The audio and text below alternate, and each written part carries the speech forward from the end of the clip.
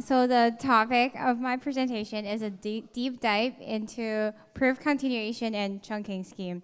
First of all, I want to thank PSU for letting us present this, because we contributed on this chunking scheme ourselves, but like most of the design are from the PSU. And this is very important for the ZK EVM projects in production, because we want to avoid heavy load of RAMs in provers. Okay. Yeah. Oops. I think this is the wrong version, but okay. The data isn't updated yet, so it's a straight line. But so just to give a motivation to my talks, the reason why chunks is important is that literally from my memory, because I don't have the data right now, this is the wrong version of the presentation, to run the entire proof of ZK EVM on a whole block require at least 500 gigabytes of memory. And even with like some of the circuit disable, on my local machine, it requires somewhere around 128 gigabytes of memory. And so how does memory correlate with the size of circuits? It's basically linear, it's basically related to the size of the executional trace. And how we measure that is, this is literally the input of the witness of the circuit. And if you're familiar in the ZKVM landscape, they refer this as cycles, because they use the Stark proof system. One cycle is basically a line of Stark progressing downstream. And we use degree as our measurement, because this is literally how many rows of polynomial that the executional trace occupy. And yeah, we are basically constructing polynomials from executional trace. Just a few other intuitive examples to illustrate this. So for example, given a very simple circuit, we are constraining the current nonce equals to the previous nonce plus ones. This is the configuration of the circuit, right? And for one transaction, the trace can be very little. We just need one row to commit the polynomial itself, to commit the executional trace information.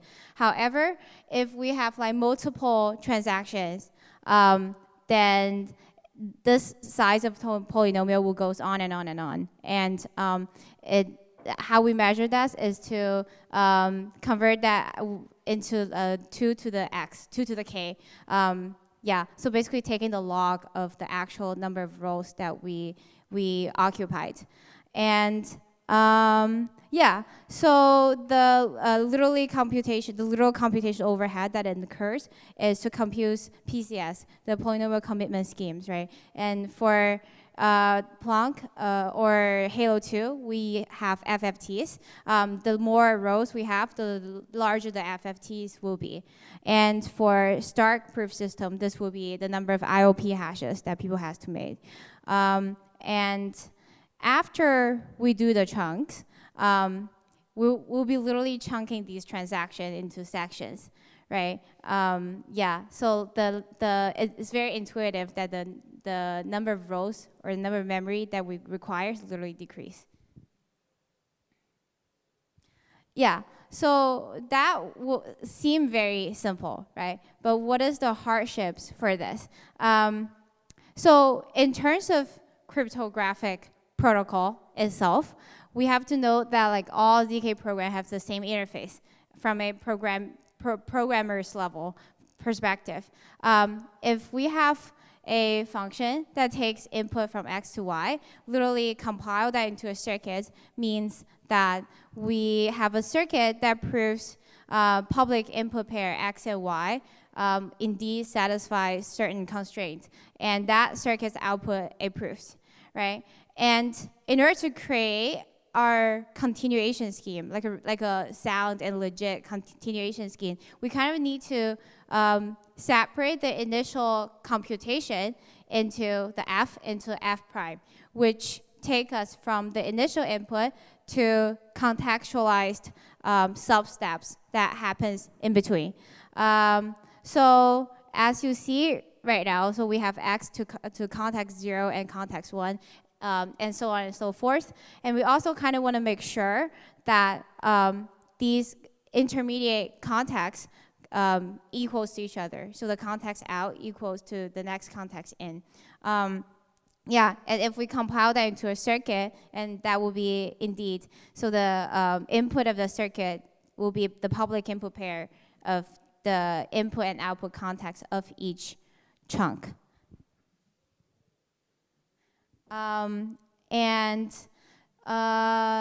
After we successfully chunk the circuit, we can do parallelized computation on each circuit, right? We can compute proofs parallelly, no matter how we arrange them. And by the end, we connect them together in an aggregation circuit. And that this is optional in a sense, right? If you literally provide proof linearly, that will be also legit. But in order to submit proofs for a block, as for now, we're like chunking in the block unit, we kind of need to apply a aggregation layer up till from all of the chunks that we just generated proofs for. So how aggregation work is we apply one layer of recursion from each chunks and convert that into root circuits. And we write Planck's verifier's logic into the aggregation circuit. So, and because this is a higher level circuit, we're able to apply more constraints to the intermediate contacts, basically literally limiting contacts equal each other. And this is how the aggregation of chunks are made. Yeah, and just a note on the internal structure of aggregation. Since all of the sub-proofs are recursive, so based on this recursive nature, each proofs can potentially contain the recursive version of more proofs. So this is what we call proof carrying data in cryptography. And so basically it can encode much more proof in a tree-like structure. And people are very enthusiastic about foldings, right? So what folding can potentially add to this is that instead of recursively composed proofs, we can literally fold the circuits without having that one layer of recursion. So that saves more instance of FFT. Yeah, so if we apply folding to the structure, what we need to do is to have deciding proofs by the end. So we have to prove the folding constraint that are incurred by Nova or Protostar, and we also still have to prove that the circuit's logic itself still satisfies. Yeah, so that's from the cryptographic level, and from and the cryptographic level kind of applies to all projects. However, from an engineering aspect, though, what I realized is that like for a different project, how you chunk the execution depends on the memory system that you originally designed. So from an engineering standpoint, we kind of need to design the basic Lego piece, modify from the existing code base in order to deliver this chunking scheme, right? So what it literally means is that you pause on some instruction I and continue on the instruction I plus one. And you also have to restore the memory records and register that you left off from. So for example, RISC-0 abstract their API as segment and session. So for each segment, you can execute multiple sessions, and multiple sessions will generate one image ID that Merkleize their runtime memory records, memory footprint, and then they ensure the equality of this image ID as public input. So this is a high-level overview of how RISC-0 does their job, for example. I'll go over that later on as well. But so, yes, given this context, what I want to do right now is to compare the contextualization of the ZK EVM and ZK WASM and RISC-0. So for the PSE version, this is the one that I work on, we encode random access memory with this read-write records. So it's very intuitive to see, like if you add things, you're reading stuff from the value, and that forms from the trace, you're reading value 5. So you form this table, like fill it in 5 as your lookup table. And then in order to prove the memory transition with MPT, like in order to make that process easier, we also resort the trace by address, right? Yeah, so from chunks to chunks, imagine we're cutting right here between 2 and 3. We kind of want to make sure that we picked up from where we left off, right? So one scheme is to make sure that each permuted table are indeed equals each other. And also there are more constraints being applied within the code that says that constraint, for example, the transition of PC, of a program counter, or the transition of the other like register level value that are being pushed forward, right? And this is like the runtime memory, and these are being implemented via lookup. So, yeah. Yeah, so how do we make sure these two tables, we pick up from where we left off? So the current design introduced two global challenges, alpha and gamma, which are basically the hash of committed memory columns. And this is a Poseidon hash, so that we have to verify that in the aggregation circuits. Yeah, and how do we use this alpha and gamma? We use it as like a RLC of each row, and the consecutive multiple of all, RLC of all columns and the consecutive multiple of each rows. And that will be like a global fingerprint of the table that we left off from.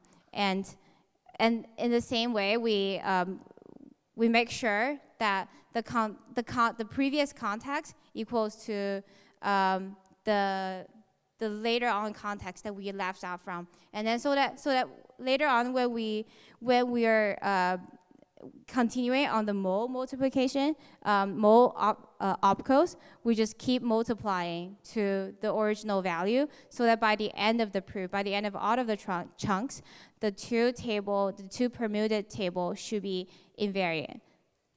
Yeah. And so this is the structure of ZK EVM. We have explicitly chunked circuit, which are the state and the EVM circuits.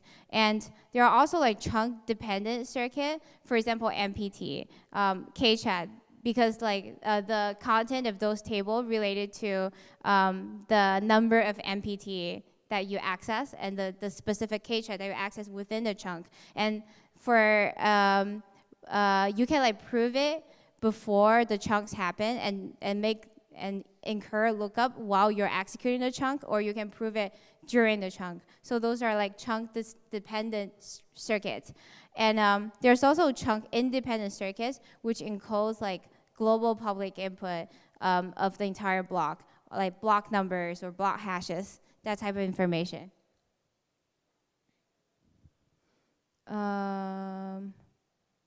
Wait. I think this is the old version of the presentation, but okay, I'll go on. So I summarized this like table to summarize the chunking scheme as a whole, right? So for spatial representation of memory, of course we have the MPT, and that's kind of given by the ZK, the EVM itself. So we don't have to do like a Merkle root hash like RISC-0 did for their VM level memory abstraction. However, since we obtained this MPT root from the EVM, more trouble comes when we have to prove it.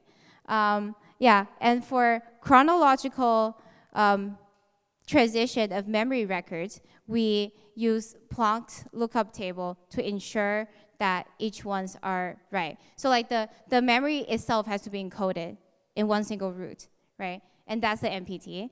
But the record, the changing record that we incur through read and write are being imposed by Planck's lookup.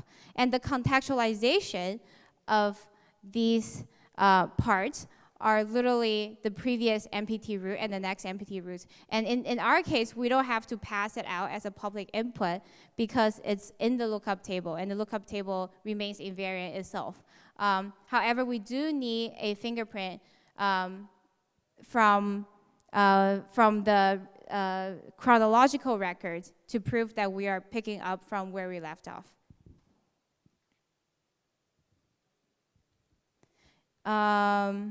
Yeah, okay. I had a more explicit notes on ZK Wasm, but this is not the latest version of the presentation. I apologize. So for ZK Wasm, though, how they make changes in their memory table by using a next write column, so that they don't need to because they don't have like explicit block hash, so they don't need to prove the transition of MPT table. All they need to do is to make commitment of the table itself and form a commitment to the last row of the table, so that and pass that out as the public input. So it's an easier implementation. Also, it's because of the fact that they aren't constrained by the existence of MPT from ZK from EVM itself. Yeah, and for RISC-0,